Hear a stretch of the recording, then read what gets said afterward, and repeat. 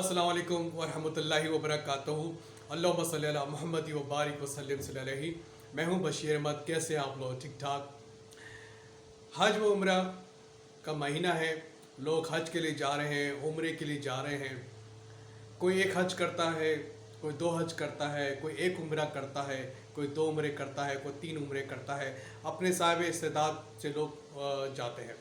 लेकिन हमें हज व उम्रे के जाने से पहले हमें ये देखना चाहिए कि हमारा पड़ोसी कहीं भूखा तो नहीं रह गया, या कोई ऐसी बेवा औरत है जिसकी पैसों की वजह से शादी नहीं हो रही, या किसी गरीब औरत या गरीब लड़की जिसकी पैसों की वजह से शादी तो नहीं हो रही पैसों की वजह से। तो हमें पहले अपने इतराफ़ में ये देख लेना चाहिए। कोई ऐसा बीमार है जो पैसे की वजह से इलाज नहीं कर पा रहा है, तो उसको देखना चाहिए कि उसके इलाज के लिए आप हेल्प कर सकें। मेरे एक दोस्त दमिश्क है, मेरा मर्ची नेवी से ताल्लुक़ है और हम लोग दुनिया के कोनों कोनों में जाते हैं। तो मेरा एक दोस्त दमिश्क गया, तो वहाँ पे उसने देखा कि एक डेड बॉडी रखी हुई है और लोग जाके उसकी ज़ियारत करते हैं। और जिसकी ये डेड बॉडी है उसका नाम है अब्दुल्ला बिन जाबिर। तो उसने वहाँ की कहानी सुनी और आके मुझे सुनाई। तो उसके पीछे कहानी ये है कि अब्दुल्ला बिन जाबिर को हज करने का बहुत शौक़ था। तो उन्होंने पैसे जमा किए। जब पैसे जमा हो गए तो वो खुशी खुशी अपने घर गए और अपनी बीवी को बताया कि हज के पैसे जमा हो गए। तो उनकी बीवी ने कहा कि आज मैंने अपने पड़ोसी से थोड़ा सा सालन मांगा तो उसने नहीं दिया। पहले के लोग पड़ोसी से सालन वगैरह ले लिया करते थे, तो उसने सालन नहीं दिया। तो अब्दुल्ला बिन जाबिर को बड़ा अफसोस हुआ कि मेरे पड़ोसी ने सालन नहीं दिया। खैर वो शाम में जब मुलाकात हुई तो उन्होंने अपने पड़ोसी से कहा कि भाई हमारी बेगम ने आपसे थोड़ा सा सालन मांगा और आपके घर वालों ने सालन नहीं दिया। तो वो पड़ोसी ने कहा कि वो सालन हमारे लिए तो हलाल था लेकिन आपके लिए हराम था। तो अब्दुल्ला बिन जाबिर ने कहा कि भाई क्या नाउज़ुबिल्लाह हम क्या काफिर हो गए हैं कि जो आपके लिए हलाल था हमारे लिए नाउज़ुबिल्लाह हराम था। तो उन्होंने कहा ऐसी बात नहीं है। कह रहे नहीं फिर क्या बात है। वो नहीं बताने लगे। तो जब इसरार पर उन्होंने कहा कि असल में बात यह है कि मेरे घर में 2 दिन से खाना नहीं बना है। तो मैं और मेरी बीवी का तो मसला नहीं है, लेकिन मुझे बच्चों की भूख देखी नहीं जाती। तो मैं काम के सिलसिले में बाहर निकला तो देखा कि गाय मरी पड़ी हुई है। तो मैंने उसका थोड़ा सा गोश्त निकाला और गोश्त निकाल के अपने बेगम से कहा कि आप इसे पकाएं बच्चों को खिलाएं। तो मैं वो सालन आपको कैसे दे देता हूँ। तो अब्दुल्ला बिन जाबिर ने सोचा कि मेरा पड़ोसी इस हालत में है और मुझे पता नहीं। तो उन्होंने जो हज के पैसे जो जमा किए थे वो अपने पड़ोसी को दे दिया और कहा कि आप इससे कुछ काम करो और अपने बच्चों का पेट पालो।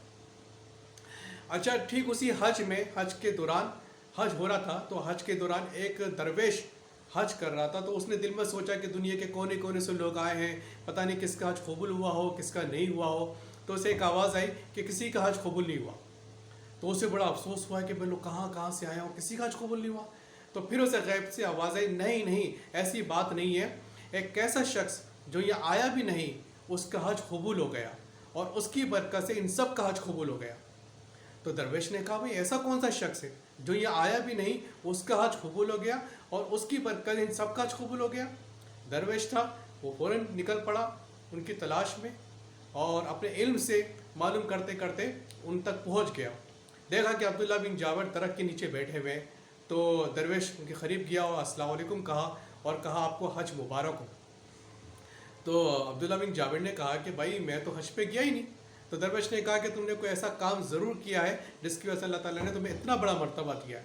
कहने तुम बताओ मुझे कि कौन सा तुमने ऐसा काम किया है। तो उसने कहा कि मैंने तो कोई ऐसा काम नहीं किया, हाँ बस ये कि मैंने अपनी पड़ोसी की मदद कर दी थी।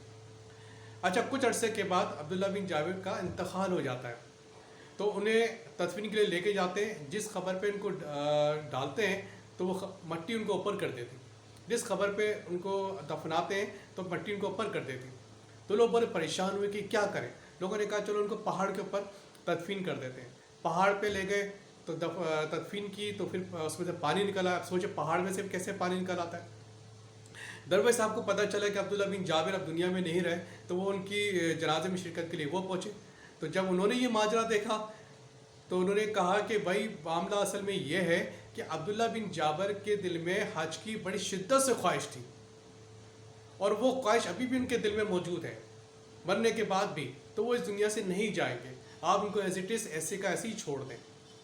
تو پھر ان کو ایسے ہی ان کو چھوڑ دیا گیا ایک چبوترے پہ، اور ان کی ڈیتھ باڈی رکھی ہوئی ہے. ابھی وہاں کی گورنمنٹ نے اس کے اطراف میں ایک باؤنڈری کھینچ دی ہے تاکہ لوگ اس کو ہاتھ لگاتے تھے، اس کی بیعت بھی کرتے تھے. تو یہ قصہ سنانے کا مقصد یہ تھا کہ اللہ تعالیٰ اپنے حقوق تو معاف کر سکتا ہے لیکن انسانیت کے حقوق کبھی معاف نہیں کرتا. حج پہ عمرہ جانے سے پہلے آپ یہ دیکھ لیں کہ میرا پڑوسی بھوکا تو نہیں ہے، کسی کی پیسوں کی وجہ سے کسی بیوہ کی یا کسی غریب لڑکی کی شادی نہیں ہو پا رہی ہے، تو یہ پہلے ہمیں دیکھ لینا چاہیے. یا پھر کسی ایسی جگہ جیسے گوڑ دیہات میں پانی کی قلت ہے تو وہاں جا کے آپ بورنگ کروا دیں، مسجد کے باہر بورنگ کروا دیں. ضروری نہیں کہ پمپ لائیں تو بہت زیادہ خرچہ آتا ہے، ہینڈ پمپ بھی لگا دیں، اس پہ کم خرچہ آتا ہے، تو وہ مسجد کو بھی پانی ملتا رہے گا اور غریب لوگ بھی اسے استفادہ حاصل کرتے رہیں گے. وہ آپ کی جب تک وہ بورنگ کا پانی لوگ پیتے رہیں گے لوگوں کو اس کا ثواب ملتا رہے گا. اگر نصیب سے میٹھا پانی نکل گیا تو اچھی بات ہے، تو کھارا پانی وضو میں دوسری چیزوں میں بھی کام آ جاتا ہے. تو میں تمام دکاندار حضرات سے گزارش کرتا ہوں کہ اپنے گھر کے باہر اپنے دکان کے باہر ایک کولر رکھ دیں، تاکہ گرمی بہت پڑ رہی ہے کراچی میں، تاکہ وہ لوگ پانی پئیں، آنے جانے والے پانی پئیں، تاکہ آپ کے مرحومین کو بھی اس کا ثواب ملتا رہے اور آپ کے کاروبار میں بھی خیر و برکت ہوتے رہے اور آنے والی مصیبت پریشانی سے بھی بچے رہیں. تو یہ ایک حقوق کی بات تھی، اور ہمیں پہلے یہی میں کہنا چاہوں گا کہ حج و عمرہ کرنے سے پہلے لوگ اس طرف ضرور دیکھیں، کیونکہ اللہ تعالیٰ اپنے حقوق تو معاف کر دیتا ہے لیکن انسانیت کے حقوق کبھی معاف نہیں کرتا. جزاک اللہ. اگر میری ویڈیو پسند آئی ہو تو لائک، سبسکرائب اینڈ شیئر ضرور کیجیے گا، اور کمنٹس باکس میں اپنے کمنٹ ضرور دیجیے گا. جزاک اللہ. اللہ حافظ.